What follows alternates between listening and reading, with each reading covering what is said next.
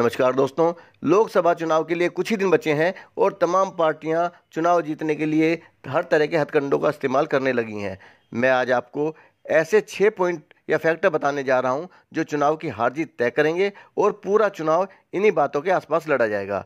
आगे बढ़ने से पहले आपसे रिक्वेस्ट करूंगा कि मेरे यूट्यूब चैनल देशभक्त को सब्सक्राइब करें, साथ में बने घंटी के निशान को क्लिक करें और ये वीडियो ज़्यादा से ज़्यादा शेयर करें। तो दोस्तों, सबसे पहला फैक्टर है उत्तर प्रदेश। जी हाँ, उत्तर प्रदेश देश का सबसे बड़ा सूबा, जिसमें लोकसभा की सबसे ज़्यादा 80 सीटें आती हैं, जिनमें से 73 सीटें जीतकर 2014 में भाजपा ने विपक्षी दलों को मिट्टी में मिला दिया था। लेकिन इस बार हवा में कुछ बदलाव नजर आ रहा है।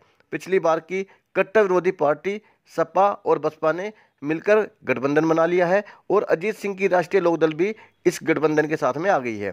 यह भी एक सच्चाई है कि लोकसभा चुनाव में जात बिरादरी के समीकरणों का बोलबाला रहता है। इस चुनाव में भी अगर सपा बसपा और राष्ट्रीय लोकदल का वोट परसेंटेज जोड़ दिया जाए तो भाजपा को खाता खोलने के लाले पड़ सकते हैं। मीडिया की सर्वे इस गठबंधन के बाद भाजपा को 30 से 35 सीटें मिलने का दावा कर रहे हैं, लेकिन धरातल पर 10 से 12 सीटें मिलना भी मुश्किल लग रहा है। अगर भाजपा को उत्तर प्रदेश में 40-50 सीटों का नुकसान हो जाता है तो पूरे देश में इस नुकसान की भरपाई होती नजर नहीं आती। इसलिए भाजपा के लिए उत्तर प्रदेश में करो या मरो की स्थिति होगी। अब दूसरा फैक्टर है प्रियंका गांधी। भाजपा ने गरीब सवर्णों को 10% आरक्षण देने की घोषणा कर दी और इसे मास्टर स्ट्रोक बताया गया। इसके तुरंत बाद कांग्रेस ने इसका जवाब देने के लिए प्रियंका गांधी के राजनीति में आने की विधिवत घोषणा कर डाली।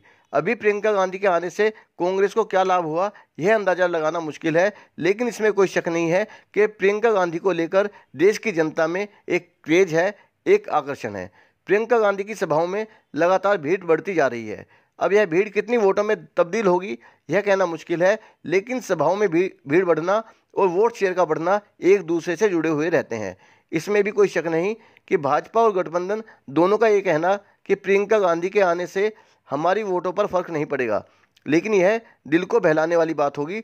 सच्चाई यह भी है कि प्रियंका गांधी समान रूप से सभी दलों की वोटों में सेंध लगाएंगी, क्योंकि उनके सपोर्टर्स में बूढ़े, बच्चे और महिलाएं सभी शामिल होती हैं। तीसरा पॉइंट आता है पुलवामा हमला। पुलवामा में सेना के काफिले पर आतंकवादियों ने आत्मघाती हमला करके 45 जवान शहीद कर दिए और उसके बाद के घटनाक्रम में कम से कम 15 जवानों का बलिदान भारत को करना पड़ा।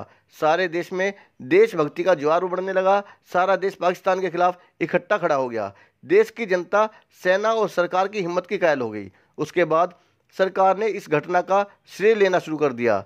सेना की तारीफ तक तो सब कुछ ठीक था, लेकिन सरकार के अपने तारीफ करने पर विपक्ष भी बिलबिला पड़ा और सरकार से 300 आतंकवादियों के मरने के सबूत मांगने लगा। असलियत में यह इतना बड़ा मसला नहीं था जितना इसे बना दिया गया। 45 जवान भारत के शहीद हुए। उसके बाद रोजाना 2-3 जवान भारत के शहीद हो रहे हैं। भारत के जहाज पाकिस्तान में चले गए, पाकिस्तान के जहाज भारत में आ गए, भारत के 2 जेट विमान क्रैश भी हो गए और पाकिस्तान के कितने आतंकवादी मारे गए ये अभी तक विवाद का विषय है। इन सब चीज़ों को देखकर भारत के लिए इसे फायदे का सौदा तो हरगिज नहीं कहा जा सकता। फिर भी जनता ने इसकी दाद दी है। अब भाजपा इसे कितना भुना पाती है यह भविष्य बताएगा। दोस्तों, चौथा और एक महत्वपूर्ण फैक्टर है श्री नरेंद्र मोदी। निश्चित रूप से भारत ही नहीं बल्कि विदेशों में भी ऐसे शानदार व्यक्तित्व का कोई दूसरा इंसान दिखाई नहीं देता। श्री मोदी मेहनती भी हैं और कठिन निर्णय लेने की काबिलियत भी उनके पास है और आत्मविश्वास तो गजब का है। हालांकि गिनाने के लिए उनके पास कोई बड़े काम है नहीं और अपने वायदे पूरा करने में भी कामयाब नहीं रहे, लेकिन भाषा शैली और भाषण कला में उनके आसपास आज भी कोई नहीं है। अपनी बुराइयों को भी अपना हथियार बना लेने की काबिलियत उनके पास है। जनता के बीच तमाम विवादों के बाद भी उनका जलजला कायम है। वह अपनी लोकप्रियता को कितना कायम रख पाते हैं ये भी भविष्य में पता चलेगा। इसके बाद मैं बात करूंगा जातिगत समीकरण और गठबंधन की। सारी पार्टियां एक दूसरे के ऊपर विरोधी विचारधारा वाली पार्टियों से गठबंधन करने का आरोप लगा रही हैं, जबकि इस मामले में कोई भी पार्टी पीछे नहीं है। गठबंधन और जातिगत समीकरण इस इलेक्शन में महत्वपूर्ण भूमिका निभाने वाले हैं। जो पार्टी समान विचारधारा के मतदाताओं के बिखराव को रोक लेंगी, निश्चित रूप से कामयाबी उन्हें मिलेगी। जिस विचारधारा के मतदाता कई पार्टियों में बट जाएंगे, उन्हें नुकसान उठाना पड़ेगा। इस मामले में भाजपा आज भी सबसे मजबूत हालत में दिखाई देती है, जिसका लगभग 30% मतदाता आज भी उसके साथ मजबूती के साथ खड़ा हुआ है। बाकी 70% मतदाता लगभग 20 पार्टियों में बट जाता है। सिर्फ यही वह स्थिति है जो भाजपा को जीत दिला सकती है। दोस्तों, अब लास्ट में बचता है पार्टियों का आखिरी ब्रह्मास्त्र। हर पार्टी अपने लिए कुछ ऐसे अस्त्र रखती है जिन्हें चुनाव से कुछ दिन पहले इस्तेमाल करके चुनाव को अपने पक्ष में किया जा सके।